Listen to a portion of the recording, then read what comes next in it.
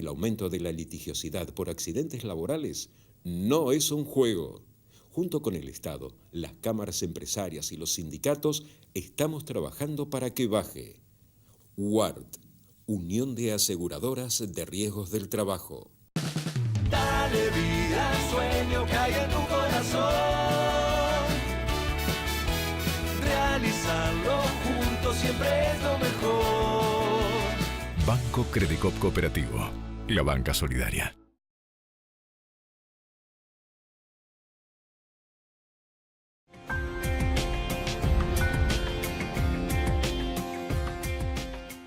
Y en los últimos días, al principio del 2019, una de las grandes noticias que trajo al mundo PYME fue la reglamentación de la factura de crédito electrónica, un instrumento de financiamiento largamente, de alguna forma, demandado por las pequeñas y medianas empresas, porque promete agilizar y bajar los tiempos y los costos del financiamiento a la mayor comunidad empresaria del país. Para hablar sobre el tema, hoy me acompaña el licenciado Pedro Inchauspe, secretario de Simplificación Productiva de la Nación. Buen día, Pedro, ¿cómo estás? Gracias por atenderme. Buen día, Nino. Muchas gracias a vos por la invitación. Por favor. Bueno, ¿cómo va a funcionar esto de la factura de crédito electrónica? Ya sabemos cuáles son las ventajas. Decime concretamente cómo funciona el mecanismo, ¿no? Primero, es importante resaltar que la factura de crédito está enmarcada en la estrategia de la inclusión financiera que estamos buscando, especialmente para las pymes, y viene de la mano de la ley que se aprobó el año pasado de financiamiento productivo. Así es. Y la factura de crédito básicamente lo que empieza a hacer es convierte la factura en un instrumento similar a un cheque, porque le da carácter de título ejecutivo en la relación de las pymes con las empresas grandes de manera obligatoria, que es un reclamo histórico que viene del sector pymes en lo que es la relación comercial entre las grandes y las chicas.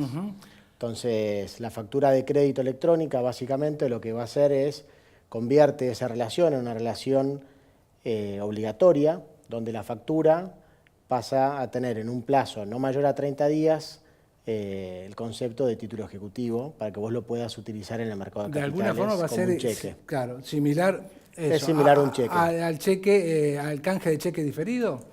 A un cheque, un título ejecutivo. O sea, básicamente te convierte crédito comercial en crédito financiero. Está bien. Entonces, un reclamo histórico de un pago a X plazo que tenían las pymes hace que ahora, al momento de conformar la factura, primero tengas que poner una fecha de pago que ayuda y da previsibilidad para cualquier ordenamiento financiero que tenga una empresa, y después que vos puedas negociar ese título en el mercado, que hoy es muy engorroso, hoy tenés que ir con una sesión, con un escribano y tiene costo, y aparte que genera una fricción en la relación comercial, a una situación que va a ser natural, que va a ser 100% digital, y que aparte utiliza el crédito de la empresa grande y no de la empresa chica. Claro. Que es muy importante porque eso aumenta la línea de crédito de las pymes, que van a dejar de perder esa cuota en la línea de ellos. Exacto. En lo que era su relación comercial. Exactamente, le reduce el crédito, ¿no? Y le reduce el riesgo, porque deja de ser riesgo empresa pyme para empresa grande. Y eso con el tiempo se transfiere a tasa, porque es muy natural que una empresa grande tenga mejor tasa a la hora de descontar una factura, un cheque, que una pyme. Claro, desde que nació el instrumento se habló de aplicarlo a la relación gran empresa con pymes. ¿Esto quiere decir de que no pueden utilizarlo dos pymes, una proveedora y otra cliente? Primero, la ley aclara y hace obligatoria la relación pyme-empresa grande. Y entre pyme y pyme es optativo.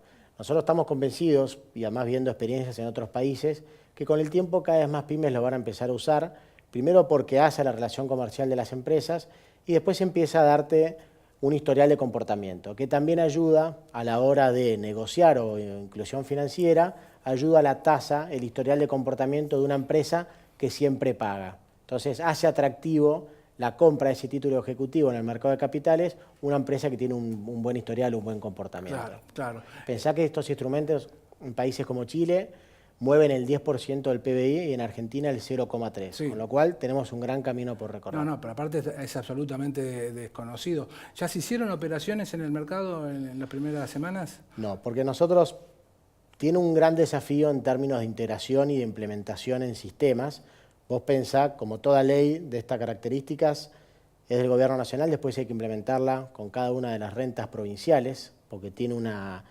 complejidad para que todo esto pase de manera sistémica y digital. El desarrollo de sistemas lleva mucho tiempo porque es un trabajo. En términos de sistemas, a mí me gusta poner la analogía que es como construir una casa. Entonces, hemos estado todo este tiempo desarrollando el sistema de la FIP y ahora empezamos con el sector automotriz, que estamos haciendo las pruebas para que justamente esta experiencia sea positiva para todas las empresas. Esto ya se probó en Argentina y fracasó. Hemos copiado modelos de otros países y la implementación va a ser gradual a medida en cada sector de la economía, a medida que vayamos haciendo bien los pasos. Empiezan con automotriz y su cadena de valor, por supuesto. Exactamente. Básicamente autopartistas. Correcto. ¿Y cuál es la idea? ¿Con qué otros sectores estarían siguiendo? Estamos trabajando con el sector, bueno, lo decías hace un rato, con todo el sector de vaca muerta, que es un sector que viene creciendo, y también con el agro. Esos son los sectores que siguen. Los sectores que están en la planificación para El resto de los sectores, comercio, por ejemplo, y el tan histórico y complicada relación entre supermercados y proveedores. Estamos trabajando con los supermercados fuertemente para justamente poder, en la relación particular que tienen ellos, que trabajan mucho con cuentas corrientes, hacer que este instrumento sea un instrumento que colabore con esa relación. Hace un rato mencionaste el tema de la relación con los gobiernos locales, la burocracia de los municipios y gobiernos provinciales. Es un tema, se me ocurre, para hablar largo y tendido y que deja mucha tela para cortar, ¿no? Podríamos hablar varios programas, pero es uno de los grandes desafíos que estamos trabajando desde la Secretaría con los gobiernos locales y estamos teniendo muy buena receptividad. La verdad que cuando vos estudiás el sistema argentino, naturalmente vos tenés 3 niveles de gobierno, y en cada etapa de gobierno, en la relación con el sector productivo, vos tenés desafíos en todos los ámbitos. El sector impositivo tiene 100 impuestos, muchos de ellos son provinciales, municipales.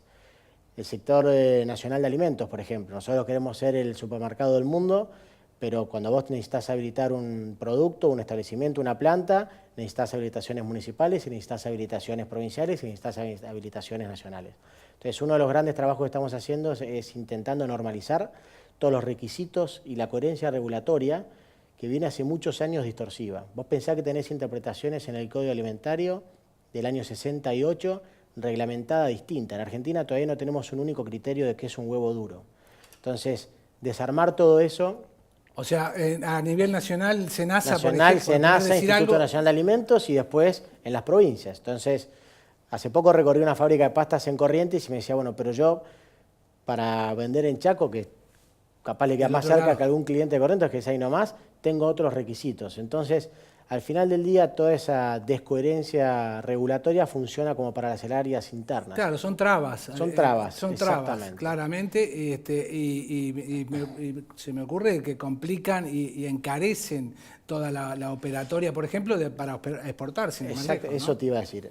Es que la termina siendo imposible para exportar. Porque vos pensás que muchas veces un requisito a la hora de estar en la góndola de un supermercado es natural que tu cliente te pida que tengas el establecimiento aprobado o un producto aprobado.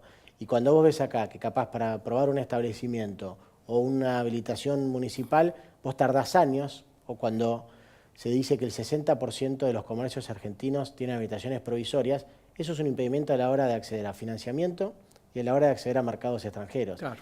El 40% de las empresas argentinas cayeron en las exportaciones en los últimos 10 años. Si bien los números hoy están recuperando, nosotros tenemos que cambiar estas cosas que son estructurales y son de raíz. Absolutamente. Si no, no va a pasar. Entonces, por más que nosotros hagamos acuerdos con el resto del mundo, recordemos que somos la tercera economía más cerrada del mundo, en los acuerdos que hagamos, estos requisitos a la hora de llegar a mercados internacionales son fundamentales. Pedro, me voy a ir porque se me termina el tiempo. No sin antes recordar una frase que se hizo viral, como dicen ahora, en los últimos tiempos tuya. Hay 19 vencimientos, las pymes padecen, nunca mejor puesto el término, de 19 vencimientos por mes. Me parece que es una barbaridad. Y obviamente un poco la tarea de tu secretaría, de la secretaría a tu cargo, está puesto también en eso, ¿no? Haciendo foco en eso. Estamos trabajando mucho y es uno de los pilares que estamos trabajando en un proyecto de una nueva ley PYME, pero tiene que ver con empezar a integrar no solamente los vencimientos, sino los pagos.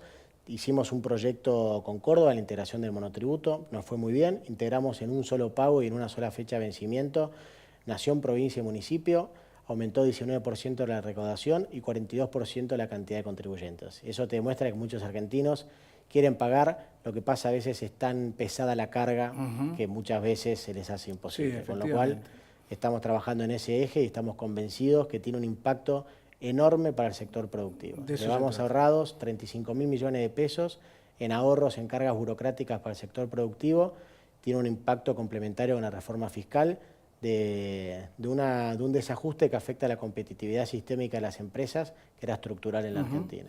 Después de Córdoba, ¿con qué provincias siguen? Estamos trabajando con Provincia de Buenos Aires, con Mendoza, con Jujuy y tenemos el cronograma con todas las provincias. ¿Para este año o están viéndolo? Son implementaciones que nos van a llevar 2 años porque vos tenés que lograr hacer la coherencia regulatoria y la implementación de los sistemas, que cuando vos integrás sistemas nacionales con provinciales, lleva tiempo la integración de estos sistemas. Muchas gracias, Pedro. Muchas gracias. Nos va a quedar pendiente y te voy a convocar para hablar sobre la ley PYME porque hay mucha preocupación en el tema y sobre todo por 2 o 3 pilares que caducaron precisamente a fines de diciembre. Bueno, gracias y estaremos nuevamente viéndonos en las próximas semanas. Gracias a vos. Pedro Inchauspe, secretario de Simplificación Productiva de la Nación. Después de la pausa hay más Mercados por Expertos.